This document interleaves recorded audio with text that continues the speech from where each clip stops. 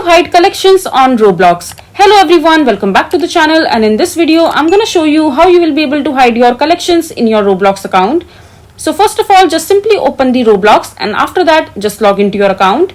And once you're logged into your account, you need to click on the settings icon from the top right corner in your screen. You can also follow the same steps, and in the mobile version of the app, you need to click on the three dot icon from the top right corner of your mobile screen and just simply go to the settings option from there.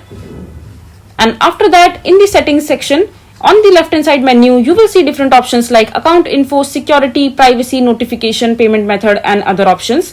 You need to click on the privacy settings from the settings option, and after that just simply scroll down on this particular page, and over here in the other settings section you will be able to see the option called who can see my inventories.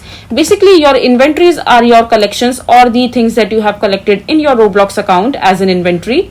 So over here in my case, you can see that the setting has been by default has been set to everyone. That means everyone can see my collection and inventory in my Roblox account.